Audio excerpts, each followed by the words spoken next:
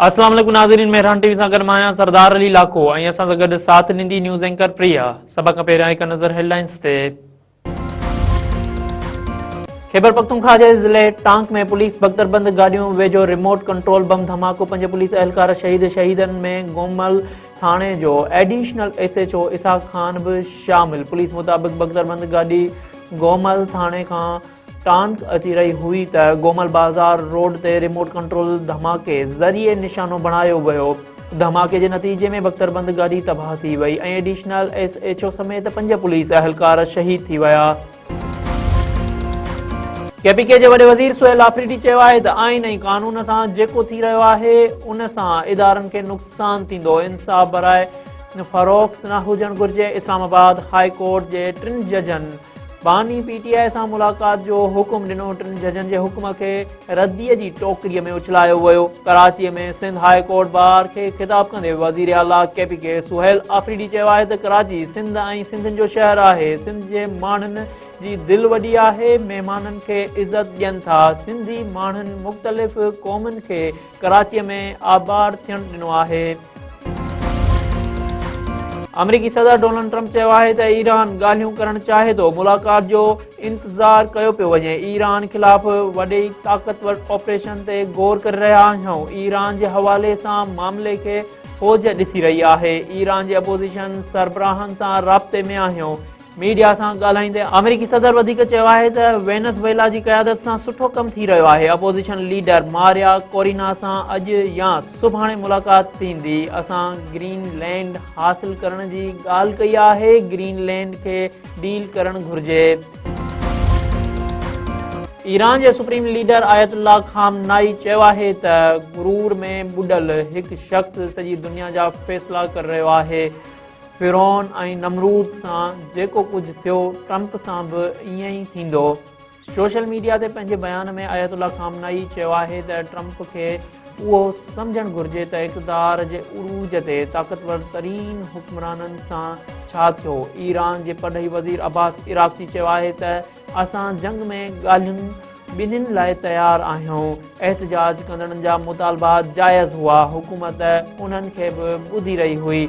Trump मुदाख़लत जी ॻाल्हि कई। एहतजाज कंदड़ ट्रम्प खे मुदाख़लत जो मौक़ो ॾियण लाइ पुरतशद्दुद थिया।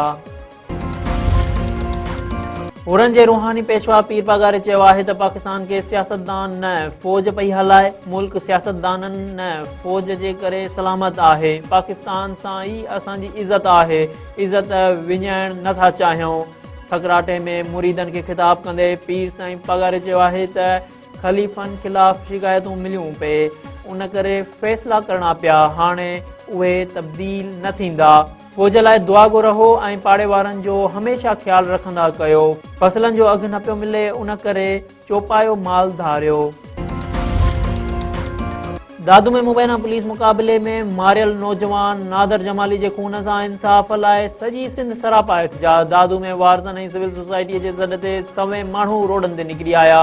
आलामा आई काज़ी चौक खां एहतजाजी रैली, प्रेस क्लब आॾो धरणो। वाक़े ख़िलाफ़ जामशोरो कोटड़ी, भान सईदाबाद, वाही पांदी सखरन टंडो जाम, शहदादपुर, ॾहरकी ऐं ॿियनि शहरनि में एहतजाजी मुज़ाहिरा। वारिस ऐं अॻुवाणनि पारां वाक़े जी अदालती जांच जो मुतालबो। अॻुवाणनि चयो आहे त नादर जमाली ज़मींदार ऐं इंसान दोस्त नौजवान हो, खेसि झुड़तू मुक़ाबले में क़तल कयो वियो आहे। संदसि खून सां इंसाफ़ कयो वञे। हैदराबाद में 2 ॼणनि जा गोलियूं लॻल लाश हथ। सहरिश नगर भरिसां सिंधू दरिया मां नौजवाननि जो गोलियूं लॻल लाश मिलियो। सुञाणप न थी सघी। भिटाई नगर थाणे जी हद मां सिक्योरिटी गार्ड जो गोली लॻल लाश हथ। 30 साला सिक्योरिटी गार्ड मुनसिब लगारीअ जो पेट में गोलियूं लॻल लाश मिलियो। 2 ॼणनि जा लाश ज़रूरी कार्रवाईअ लाइ सिविल अस्पताल मुंतक़िल। मीरपुर माथेले में हथियारबंदनि घर ते हमिलो करे नौजवान खे क़तल करे छॾियो। कोसर कॉलोनी में हथियारबंदनि घर ते काह करे फायरिंग कई। मुज़ाहमत ते अबरार कोलाची क़तल। मक़तूल जे वारसनि जो नेशनल हाईवे ते लाश रखी धरणो। क़ातिलनि जी गिरफ़्तारीअ जो मुतालबो। सिंध जे मुख़्तलिफ़ हादसनि में 3 ॼणा फौत, केतिराई ज़ख़्मी। सुई गैस भरिसां कोहिड़े सबबि मुसाफ़िर कोच ट्रैक्टर ट्रालीअ सां टकराइजी वई।